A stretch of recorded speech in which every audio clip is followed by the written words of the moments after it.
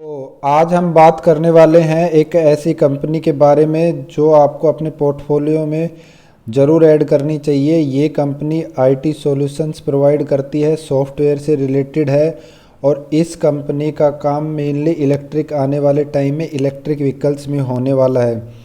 और ये कंपनी अभी न्यूली लिस्टेड कंपनी है, इसका मैनेजमेंट बहुत अच्छा है। तो आज हम बात करेंगे कि ये कौन कौन से सेगमेंट में काम करती है, इसको कब तक होल्ड करना है, इसको कब इसको ख़रीदना है और किस प्राइस पे इसको ख़रीदना है, कहाँ कहाँ हमें इसमें इन्वेस्टमेंट करना है, इसके फंडामेंटल्स कैसे हैं, इसके फ्यूचर गोल्स कैसे हैं। तो इसकी डेप्थ एनालिसिस करेंगे आज हम इस वीडियो में। सबसे पहले जो स्ट्रेटेजी है वो जीरो डिफेक्ट डिलीवरी की है।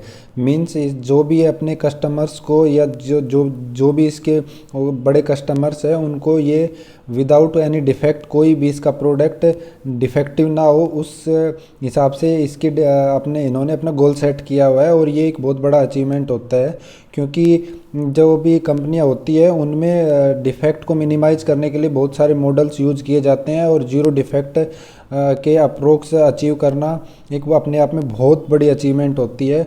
तो इन्होंने ये जीरो डिफेक्ट डिलीवरी का गोल सेट किया हुआ है। इलेक्ट्रिक व्हीकल्स के लिए मेनली ये सॉल्यूशन जो प्रोवाइड कर रही है उसमें ये साइड बाय सॉल्यूशंस को ध्यान में ज़्यादा रखते हुए और मेन फोकस ये अपने कोर जो इसका कोर सॉल्यूशंस है उन पे प्रोवाइड कर रही है, स्पेसिफिक फोकस कर रही है जो इसका सेंटर होता है। क्योंकि किसी भी सॉफ्टवेयर को रन करने के लिए उसका जो मेन कोर सॉल्यूशंस होते हैं उन पे फोकस करेंगे तो उसके लिए वो ज़्यादा यूजर फ्रेंडली सॉल्यूशन प्रोवाइड करता है और आने वाले समय में वो ज़्यादा लॉन्ग लास्टिक होता है और अच्छे आउटपुट्स देता है।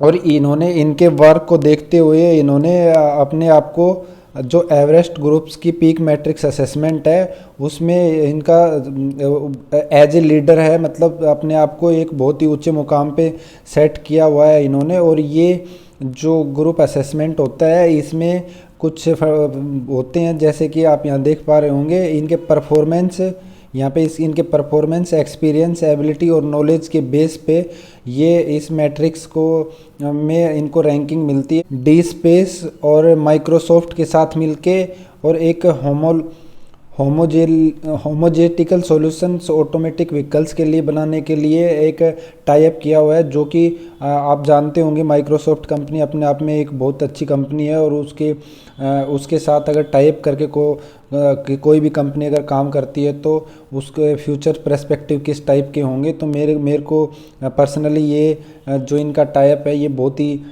आगे जाने वाले काम में बहुत ही फ्रूटफुल लग रहा है।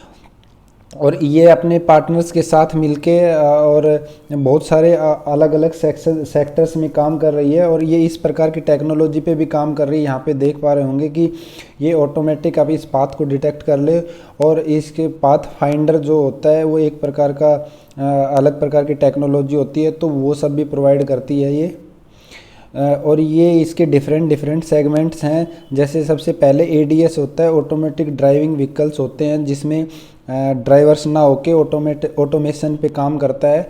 तो इस टाइप के जो प्रोजेक्ट्स होते हैं उनका आने वाले टाइम में, आने वाले फ्यूचर्स में बहुत ही ज़्यादा स्कोप है और इनकी ग्रोथ बहुत ही एक्सपोनेंशियली होने वाली है। क्योंकि जैसे जैसे हम ग्रीन एनर्जी की तरफ शिफ्ट हो रहे हैं और ऑटोमेशन की तरफ शिफ्ट हो रहे हैं तो इस प्रकार के सॉल्यूशन प्रोवाइड करने वाली कंपनी के आगे आने वाले टाइम में बहुत ज़्यादा ग्रोथ हो सकती है।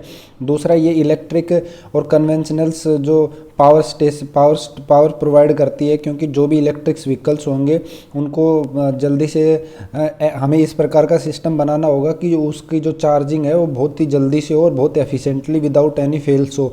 तो उस वाले सेगमेंट में भी ये काम कर रही है। उसके बाद जो भी इसके आसपास जो व्हीकल्स होंगे उनके साथ कनेक्टेड रहेगी, इससे उसको पता लगेगा कि ये इसको अगले वाले व्हीकल कितनी डिस्टेंस पे और कैसे इसको फॉलो करना है, इस प्रकार से मेजरमेंट करती है। ये भी एक प्रकार का एडीएस सिस्टम से रिलेटेड ही है, तो ये इस फील्ड में भी काम कर रही है।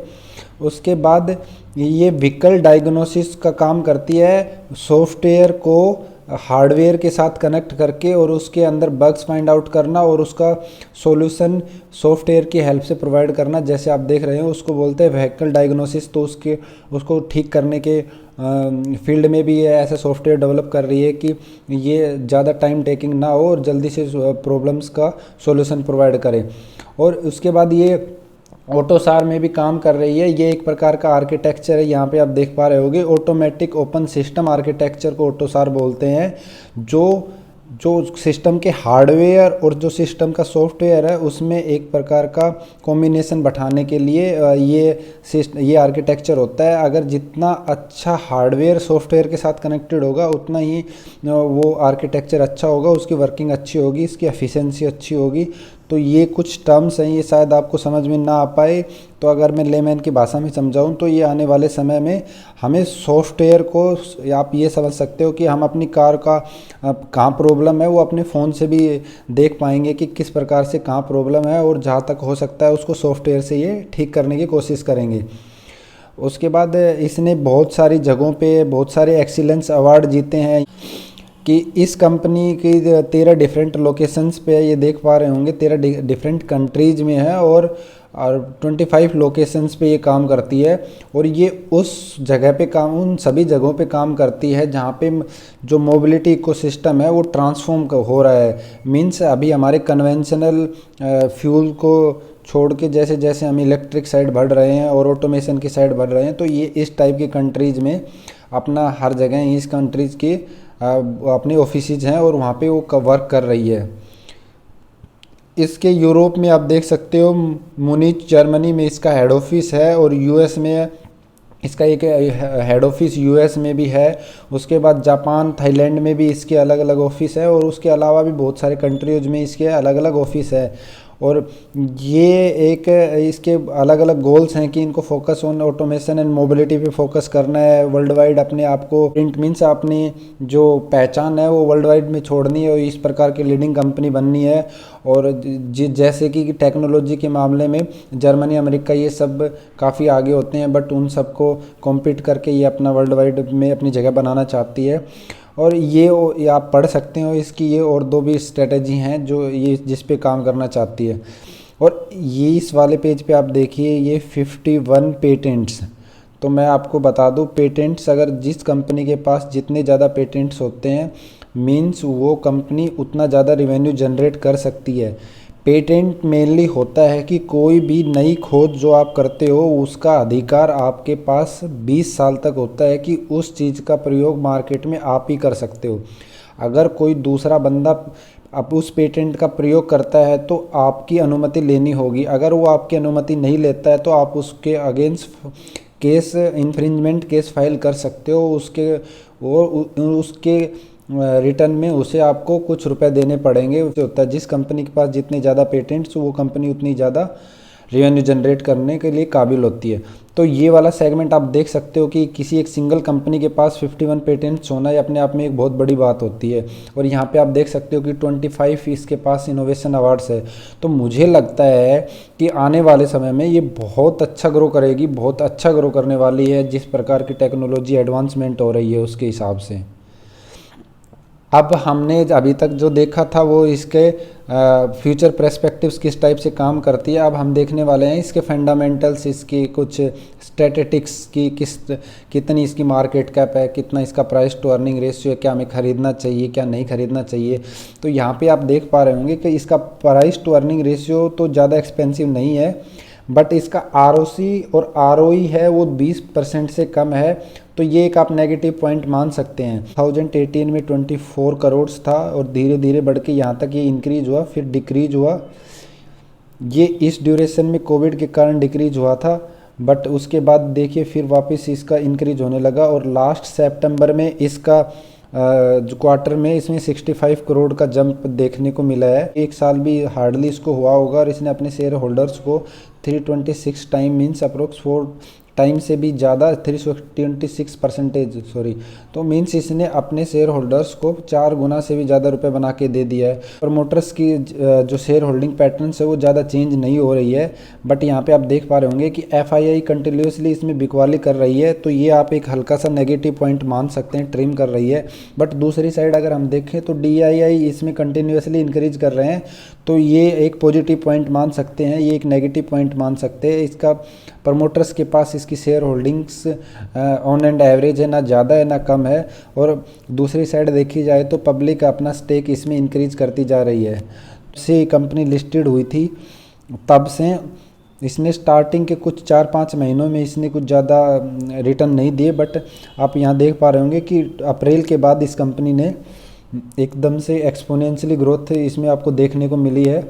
वाला सेक्शन है जब पूरा मार्केट गिर रहा था पर इसमें ज़्यादा गिरावट नहीं हुई, तो मीन्स ये काफ़ी स्ट्रॉन्ग इसका मैनेजमेंट, इसका जो गोल्स हैं और इसका बिजनेस मॉडल वो काफ़ी स्ट्रॉन्ग माना जा रहा है। और ये आप देख पा रहे हो कि पिछले कुछ ही दिनों में इसने कितना अच्छा ग्रो किया है। हमें ये देखना है कि हमें कहाँ पे इन्वेस्टमेंट करनी है, कहाँ पे इसमें करने का सही मौका है।